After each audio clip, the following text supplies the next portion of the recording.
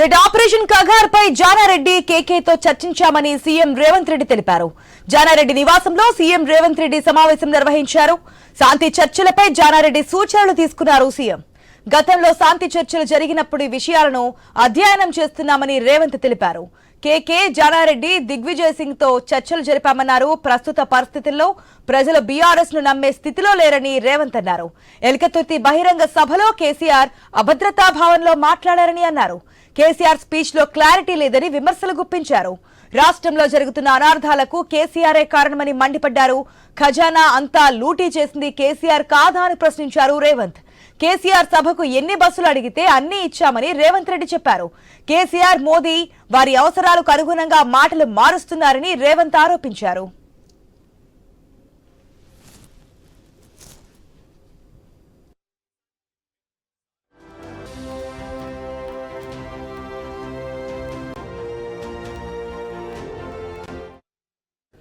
రాహుల్ గాంధీకి తనకు gap ఉందనడం అవాస్తవమని CM Revanth Reddy కొట్టిపారేశారు. ఆ విషయంలో ఎవరిని నమ్మించాల్సిన అవసరం తనకు లేదన్నారు. దేశానికి ఇందిరాగాంధీ లాంటి ప్రధాని కావాలని రేవంత్ చెప్పారు. 2 దేశాలను ఓడించిన ఘనత ఇందిరాగాంధీనే గుర్తు చేశారు.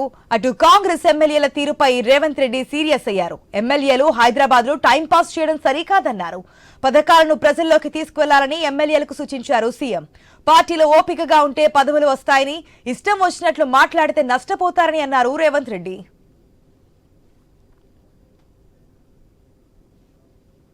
నిన్న మనం చూసాం ఎలకతుర్తి సభ తర్వాత ఏదైతే మాజీ సీఎం కేసీఆర్ మాట్లాడిన కామెంట్స్ కి ఈ రోజు కౌంటర్ అయితే ఇచ్చినట్టు కనిపిస్తుంది. అదేవిధంగా ఏదైతే ఆపరేషన్ కగార్ సంబంధించి కూడా మావోయిస్టులతో చర్చలు జరపాలి అనే ఒక విధానం అయితే తెర మీదకి వచ్చింది. కాబట్టి జానారెడ్డితో కేకేతో కూడా చర్చలు జరిపినటువంటి సిచ్యువేషన్.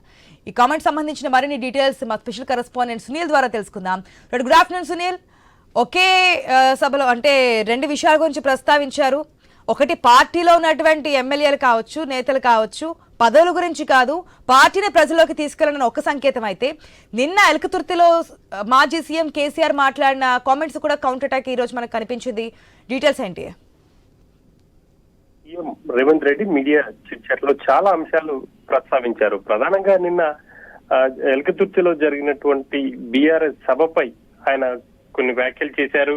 సభలో కేసీఆర్ తన అక్కసంతా వెళ్ళగెక్కారు అని చెప్పేసి కూడా సీఎం చెప్తూ వస్తున్నారు. ఇక కేసీఆర్ మాట్లాడిన మాటలకు సంబంధించి అసెంబ్లీలో పిల్లగాళ్ళు మాట్లాడారు అని చెప్పేసి వాళ్ళకే సమాధానం ఇవ్వలేకపోతున్నారు అని కేసీఆర్ నిన్న సభలో చేశారు. ఆ సభకు సంబంధించి ఆ మాటలకు సంబంధించి కూడా రేవంత్ రెడ్డి కౌంటర్ ఇచ్చారని చెప్పాలి. అసలు వాళ్ళ పిల్లగాళ్ళు అయితే వాళ్ళని అసెంబ్లీకి ఎందుకు పంపిస్తున్నారు, కేసీఆర్ అసెంబ్లీకి వచ్చి మాట్లాడొచ్చు కదా అని చెప్పేసి కూడా ఆయన కౌంటర్ ఇచ్చే ప్రయత్నం చేశారు.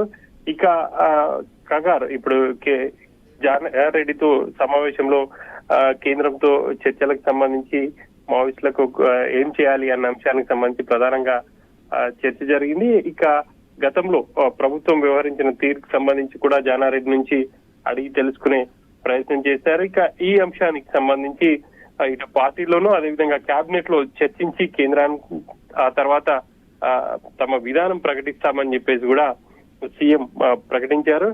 ఇక ప్రస్తుతం రాజకీయాలు ఇటు దేశంలో కావచ్చు, రాజకీయం ఇటు రాష్ట్రంలో ఉన్నటువంటి పరిస్థితులకు సంబంధించి కూడా ఆయన కొన్ని వ్యాఖ్యలు చేశారు. కేసీఆర్, మోడీ ఇద్దరు కూడా వాళ్ళ అవసరాలకు అనుగుణంగా మాట్లాడతారు. వాళ్ళు ఇక ఎటువైపు పడితే అటువైపు మొగ్గు చూపుతారు. వాళ్ళకి అప్పటికి ఏ అవసరమో దాన్నే ప్రధానంగా బేస్ చేసుకొని రాజకీయాలు చేస్తారు అని చెప్పేసి కూడా ఆయన కీలక వ్యాఖ్యలు చేశారు.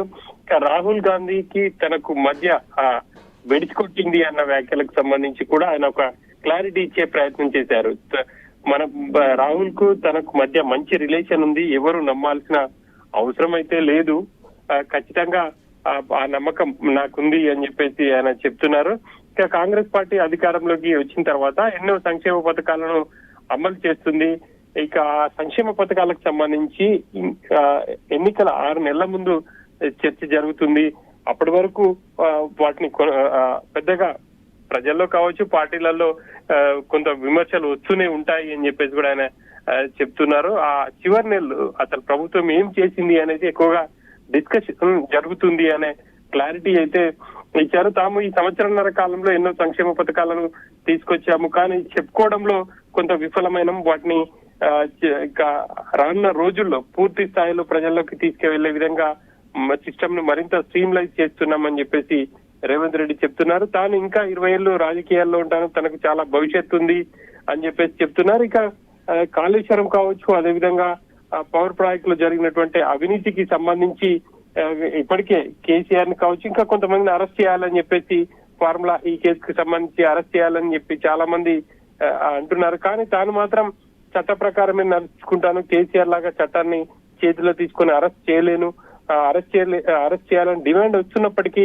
వాటిని పక్కన పెట్టాను, నేను కమిట్మెంట్ ఇస్తే ఖచ్చితంగా చేసి తీరుతాను అని చెప్పేసి కూడా చెప్తున్నారు. పార్టీకి సంబంధించి కూడా ఇదే విషయాన్ని స్పష్టం చేశాను అని చెప్పేసి ఒక క్లారిటీ అయితే ఇచ్చారు. అద్దంకి దయాకర్ విషయంలో తాను ఎమ్మెల్సీ పదవి ఇప్పిస్తాను, ఖచ్చితంగా ఏఐసీసీతో మాట్లాడతాను, అగ్రనేతలతో మాట్లాడి పార్టీలో చర్చించి ఇప్పిస్తానన్న కమిట్మెంట్ ఇచ్చాను, ఆ మేరకే అద్దంకి దయాకర్ కి ఇచ్చాను అని చెప్పేసి కూడా రేవంత్ రెడ్డి ఒక క్లారిటీ అయితే ఇచ్చారు. ఇక అధికార యంత్రాంగాన్ని కూడా పూర్తి స్థాయిలో స్ట్రీమ్ లైన్ చేశాము, ఇంకా కొంతమంది అధికారులను కీలకంగా వివరిస్తున్నారన్న కామెంట్ కి సంబంధించి, ప్రశ్నకు సంబంధించి యాక్షన్ లేకనే ఆ అధికారులను కొనసాగించాల్సి వస్తుంది అని చెప్పేసి కూడా రేవంత్ రెడ్డి ఒక క్లారిటీ ఇచ్చే ప్రయత్నం చేశారు.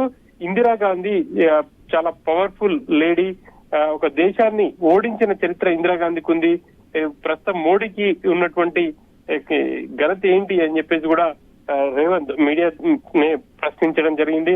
మొత్తం మీద చూస్తే చాలా అంశాలకు సంబంధించి ఇటు రాష్ట్రతో పాటు దేశానికి సంబంధించినటువంటి అంశాలపై రేవంత్ రెడ్డి ఒక క్లారిటీతో ఇచ్చే ప్రయత్నం చేశారు మీడియా చిట్ చాట్ లో. ఆశ